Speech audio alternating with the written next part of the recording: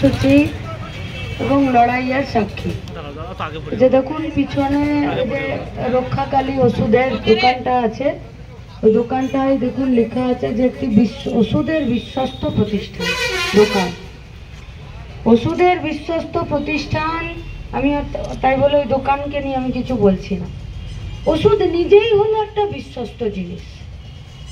মানুষ যখন ওষুধ খায়, কোনো একটা ওষুধের বোতল থেকে বার করে, কোনো একটা কাগজ থেকে বার করে, গরিব সাধারণ মানুষ, নিরক্ষর মানুষ, বড় লোক, বিরাট বড় লোক, তারা কেউ ওই কাগজটা থেকে বের করার সময় ওষুধটাকে দুবার উল্টে পাল্টে দেখেও না।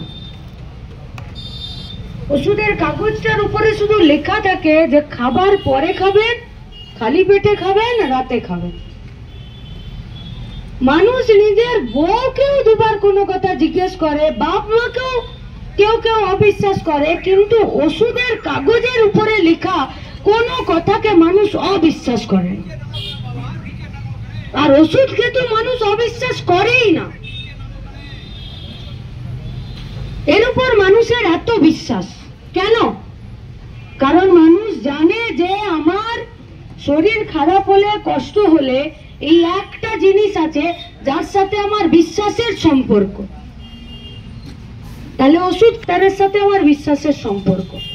ডাক্তার কোথায় থাকে? ডাক্তারখানায়। তার সাথে আমার আরো বিশ্বাসের সম্পর্ক। রাতের বেলা কারো কোনো সমস্যা হলে তার যদি হসপিটালে পৌঁছে যাওয়ার সুযোগ থাকে, সে আর 2 ঘন্টা দেরি করে না, যত রাতই হোক, বলে কোন রকমে একবার হসপিটালে ঢুকে যা, বলে কোন রকমে একটা বেড পেয়ে যা। এমনকি চোর, ডাকাত, ধর্ষক, বদমাস এরাও জানে যে আমি যদি জেলে থাকি তাহলে আমার একটা মেডিকেল করাতে হসপিটালে নিয়ে যায় তো গোটা দুনিয়া আমার বিরুদ্ধে হতে পারে, মেডিকেল করাতে নিয়ে গেলে হসপিটাল আমার বিরুদ্ধে হতে পারে না। তাহলে যে হসপিটাল, যে ডাক্তার সবার কাছে বিশ্বাসের জায়গা, সেই হসপিটালের ভেতরে, সেই হসপিটালের একটা ডাক্তারকে নারকীয়ভাবে রেপ করে তাকে মার্ডার করে দিল। আর বিশ্বাসের জায়গা রইল? ভরসার জায়গা থাকছে? আর কেন থাকছে না? আমরা এখানে বলতে চাইছি না, কিন্তু আপনাদেরকে আমাদের 3टे उदाहरण আমরা দিই। एक, कोलकाता के मेडिया बुरुज में लोगों का आंखों का ऑपरेशन हुआ, मोतियाबिंद का, जिसको हम लोग बांग्ला में छानी बोलते हैं। 20 लोगों का आंखों का रोशनी चला गया, वो लोग अंधा हो गया। क्यों? क्योंकि जो सलाइन का इस्तेमाल किया गया, उस सलाइन एक्सपायरी डेट का माल था, लेकिन सलाइन का बोतल के ऊपर डेट ठीक था।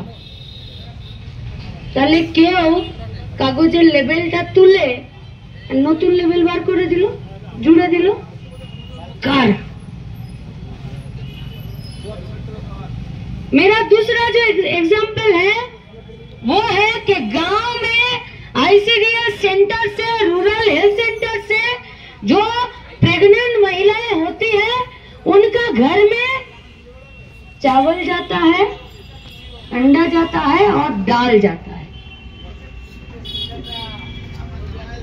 कोई कोई दिन, किसी किसी सप्ताह सिर्फ और सिर्फ चावल जाता है, ना तो दाल जाता है ना तो अंडा जाता है। सब्जी का तो बात बाद ही दे दीजिए। सीडीपीओ आता है देखने के लिए? क्यों नहीं आता है? पूछिए, खुद से पूछिए, खुद से पूछिए। हर बार दूसरों की तरफ उंगली उठाने से पहले आप खुद सोचिए कि ये आपका अधिकार था। আপনি কি আপনার অধিকারের জন্য কখনো গলা উঁচু করেছেন? তাহলে আপনার ভাগের লড়াইটা কাকে ঠিকা দিয়ে রেখেছেন যে আপনার ভাগের লড়াইটা অন্য কেউ এসে লড়ে দিয়ে যাবে? রুরাল হেলথ সেন্টারে, এমনকি জেলা হসপিটালে রোগীর খাটের তলাতে কুকুর ছাগল বিড়ালরা ঘুরে বেড়াচ্ছে। সিএমওএইচ, বিএমওএইচ, স্বাস্থ্য দপ্তর কেউ নাই। বাস এই তিনটে উদাহরণ আপনাদেরকে দিলাম, তাহলে তিনটে উত্তর হতে পারে। এক, हॉस्पिटल का सुपर वो बोल सकता है कि আমি কি করব বলুন, এখানে ছাগল চড়াবার জায়গা নেই, তাই হসপিটালে ছাগল চড়ে বেড়াচ্ছে। दूसरा बात, मेटिया बुरुज में जब आंखों का ऑपरेशन हुआ तब डॉक्टर ये बोल सकता है कि আমি কি করব বলুন, আমার কাছে এই সাপ্লাই ছিল। এর বেশি কিছু উত্তর হতে পারে না তো, আমি কি বলছি তো।